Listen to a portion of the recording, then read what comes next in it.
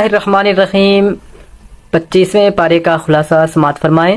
سورہ شورا، سورہ کی ابتدا میں کہا گیا کہ تم لوگ نبی صلی اللہ علیہ وسلم کی پیش کردہ باتوں پر یہ کیا باتیں بناتے پھر رہے ہو۔ نبی صلی اللہ علیہ وسلم کی یہ باتیں نئی تو نہیں ہیں، اور اللہ کی طرف سے وحی کا آنا بھی کوئی نادر واقعہ نہیں ہے۔ اس طرح کی وحی اس سے پہلے انبیاء علیہ الصلوۃ والسلام پر بھی بھیجی جاتی رہی ہیں۔ کفار کے اس رویے پر حیرت کا اظہار کیا گیا ہے کہ یہ لوگ تو توحید پیش کرنے والے نبی پر تو بگڑ رہے ہیں، لیکن مالک کائنات کے ساتھ جو شرک وہ خود کر رہے ہیں وہ ایسا جرم ہے کہ آسمان پھٹ پڑے تو کچھ بعید نہیں۔ پھر بتایا گیا کہ کسی کو نبی کا مقرر کیا جانا اور اس کا اپنے آپ کو نبی کی حیثیت سے پیش کرنا یہ مطلب نہیں رکھتا ہے کہ مخلوق کی تمام قسموں کا مالک بنا دیا گیا، یعنی وہ تمام مخلوقات کا مالک ہے، ایسا نہیں ہے۔ اس نبی کا کام تو صرف غافلوں کو جگانا ہے، نہ ماننے والوں کو عذاب دینا یا نہ دینا یہ صرف اللہ کا کام ہے۔ پھر اس مسئلے کی حقیقت سمجھائی گئی ہے کہ اللہ نے سارے انسانوں کو پیدائشی طور پر سیدھی راہ پر چلنے والا کیوں نہیں بنا دیا۔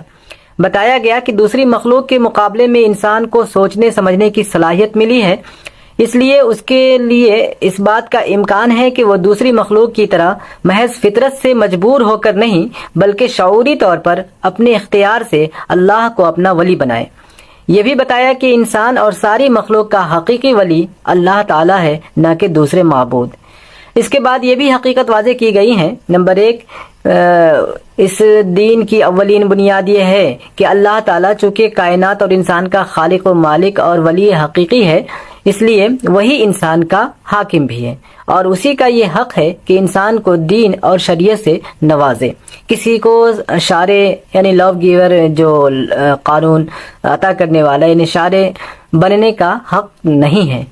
نمبر 2، ہر زمانے میں یہی ایک دین تھا جو تمام انبیاء علیہ الصلوۃ والسلام کو دیا جاتا رہا ہے، کوئی نبی کسی الگ مذہب کا بانی نہیں ہے۔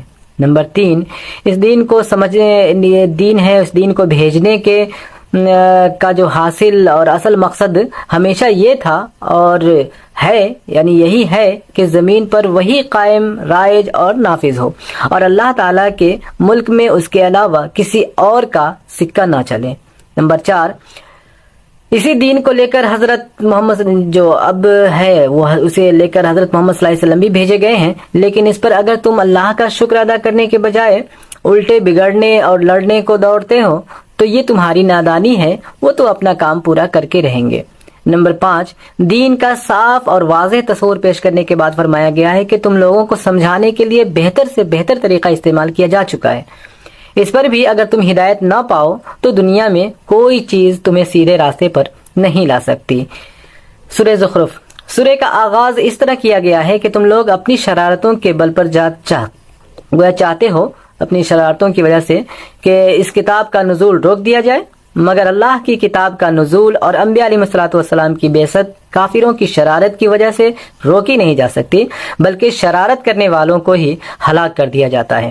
اس کے بعد یہ بتایا گیا ہے کہ وہ مذہب کیا ہے جسے یہ کافر سینے سے لگائے ہوئے ہیں۔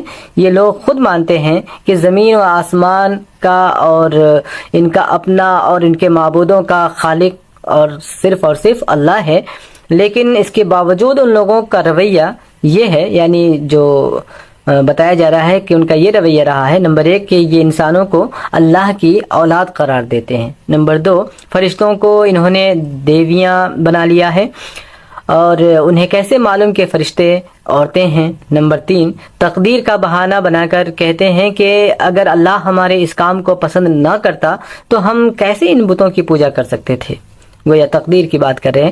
نمبر 4، شرک پر کوئی دلیل مانگی جاتی ہے تو کہتے ہیں کہ باپ دادا سے ہی ایسے ہی ہوتا آ رہا ہے، حالانکہ شرک کی تعلیم کسی نبی نے کبھی نہیں دی۔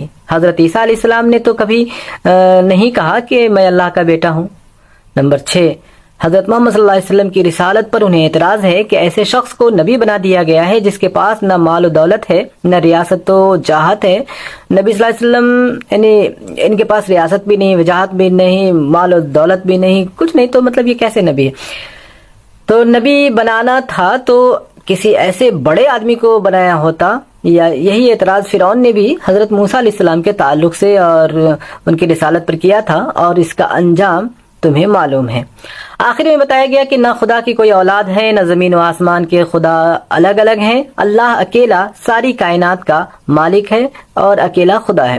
اس کے یہاں صرف وہی سفارش کا حق رکھتے ہیں جو خود حق پرست ہوں۔ سورہ دخان۔ جب کفار مکہ کی مخالفانہ روش شدید سے شدید تر ہوتی چلی گئی تو نبی کریم علیہ الصلوۃ والسلام نے دعا کی کہ خدایا یوسف علیہ السلام کے قحط جیسے ایک قحط سے میری مدد فرما۔ اللہ تعالیٰ نے آپ کی دعا قبول فرمائی اور سارے علاقے میں ایسا زور کا قحط پڑا کہ لوگ بلبلا اٹھے۔ آخر کار بعض سرداران قریش حضور صلی اللہ علیہ وسلم کے پاس آئے اور آپ سے درخواست کی کہ اپنی قوم کو اس بلا سے نجات دلانے کے لیے دعا کریں۔ اسی موقع پر یہ سورہ نازل ہوئی۔ اس موقع پر کفار کو تنگی یعنی گویا تنبیہ کی گئی ہے، انہیں بتایا گیا ہے کہ دھمکایا گیا، ڈرایا گیا ہے، لیکن اس سے پہلے تمہید کے طور پر ان سے عرض کیا گیا، فرمایا گیا کہ اول یہ کہ تم لوگ اس قرآن کو یعنی حضرت محمد صلی اللہ علیہ وسلم کی تصنیف سمجھنے کی کوشش کر رہے ہو، اس میں سخت غلطی کر رہے ہو، یعنی یہ کوئی نبی صلی اللہ علیہ وسلم کی تصنیف نہیں ہے۔ یعنی دوسری بات یہ کہہ لیں کہ اس کتاب کی قدر و قیمت سمجھنے میں غلطی ہو رہی ہے۔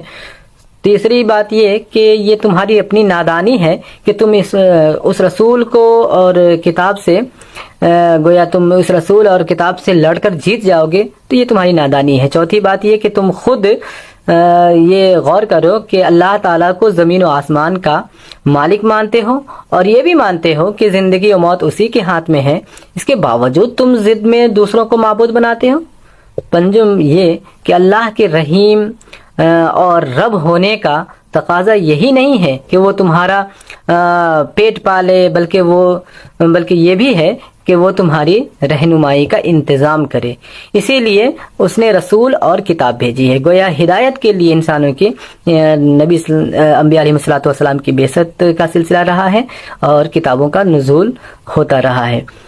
اس کے بعد قحط کے معاملے پر تبصرہ کرتے ہوئے فرمایا گیا ہے کہ ایسی مصیبتوں سے یہ لوگ کہاں سبق لینے والے ہیں۔ دوسری طرف کفار کو مخاطب کر کے ارشاد ہوا کہ تم بالکل جھوٹ کہتے ہو کہ یہ عذاب تم سے ٹال دیا جائے تو تم ایمان لے آؤ گے۔ اس کے بعد عقیدہ آخرت کے سلسلے میں فرمایا گیا ہے کہ اس عقیدے کا انکار ہمیشہ اخلاق کے لیے تباہ کن ہوتا ہے۔ دوسرے یہ کہ کائنات کسی کیلنڈرے کا کھلونا تو نہیں ہے بلکہ ایک حکیمانہ نظام ہے، اور حکیم کا کوئی کام عبث نہیں ہوتا۔ مر کر دوبارہ اٹھائے جانے پر کافر نبی کریم علیہ الصلوۃ والسلام سے کہتے تھے کہ اٹھا لاؤ یعنی قبروں سے ہمارے باپ دادا کو۔ اس کا جواب دیا گیا ہے کہ یہ کام روز روز ہر ایک کے مطالبے پر نہیں ہوگا، بلکہ اس کے لیے ایک وقت مقرر ہے، ایک متعین وقت ہے، اس پر یہ کام انجام دیا جائے گا۔ سورہ جاسیہ کا آغاز ہوتا ہے۔ سورہ کے آغاز میں ہی توحید کے دلائل دیے گئے ہیں۔ اس سلسلے میں انسان کے اپنے وجود سے لے کر زمین و آسمان تک ہر طرف پھیلی ہوئی بے شمار نشانیوں کی طرف اشارہ کیا گیا ہے۔ آگے چل کر فرمایا گیا ہے کہ انسان اس دنیا میں جتنی چیزوں سے کام لے رہا ہے وہ آپ سے آپ نہیں وجود میں آ گئی ہیں، نہ دیوی دیوتاؤں نے انہیں بنایا ہے، بلکہ ان کا بنانے والا ایک اللہ ہے۔ اس کے بعد کفار کی ہٹ درمی، گھمنڈ اور کفر پر اڑے رہنے کی روش پر انہیں سخت ملامت کی گئی ہے اور خبردار کیا گیا ہے کہ یہ قرآن وہی نعمت لے کر آیا ہے جو پہلے بنی اسرائیل کو دی گئی تھی اور جس کی بدولت انہیں دنیا کی تمام قوموں پر فضیلت حاصل تھی، لیکن جب انہوں نے اس نعمت کی ناقدری کی، ناشکری کی، تو یہ تمہیں عطا کر دی گئی۔ گویا بنی اسرائیل سے وہ نعمتیں چھین کر اور اس امت کو یہ نعمت عطا کی گئی۔ نبی صلی اللہ علیہ وسلم کی ہدایت کی گئی ہے کہ اللہ سے بے خوف لوگوں کی بےہودگیوں اور انہیں درگزر ان سب کی بےہودگیوں سے، بدتمیزیوں سے درگزر کر دیں اور صبر و تحمل سے کام لیں۔ کفار بس اسی دنیا کی زندگی کو مانتے تھے اور کہتے تھے کہ اگر اس کے بعد زندگی ہے تو ہمارے باپ دادا کو زندہ کر کے دکھاؤ۔ اس سلسلے میں فرمایا گیا ہے کہ یہ بات تم کسی علم کے بنا پر یعنی اس کی کوئی بنیاد نہیں ہے جس کی وجہ سے تم کہہ رہے ہو، بلکہ صرف تمہارا گمان ہے۔ تمہارے دعوے کی بنیاد صرف یہ ہے کہ تم نے کسی مردے کو دنیا میں دوبارہ آتے ہوئے نہیں دیکھا۔ کیا تمہارے تجربے میں کسی چیز کے نہ آنے کا مطلب یہ ہے کہ وہ چیز نہیں ہوگی؟ گویا ایک سوال ہے کہ ایسا کیسے تم نے سمجھ رکھا ہے۔ نمبر 3، یہ بات عقل اور انصاف کے خلاف ہے کہ دنیا میں نیک اور بد، کافر، بردار اور نافرمان، یا ظالم اور مظلوم، سب کا انجام ایک جیسا ہو اور کسی کو بھی سزا نہ ملے۔ کیا ایسا ممکن ہے؟ کیا ایسا مناسب بھی ہے؟ نہیں۔ نمبر 4، آخرت کا انکار صرف وہ کرتے ہیں جو نفس کے بندے بنے ہوئے ہیں۔ آخر میں فرمایا گیا کہ تم لوگ آپ نہیں مرتے بلکہ ہمارے موت دینے سے مرتے ہو۔ جب آخرت کا وقت آئے گا تو تم خود اپنی آنکھ سے دیکھ لو گے کہ تمہارا نامہ اعمال کیا ہے اور تمہارا انجام کیا ہے۔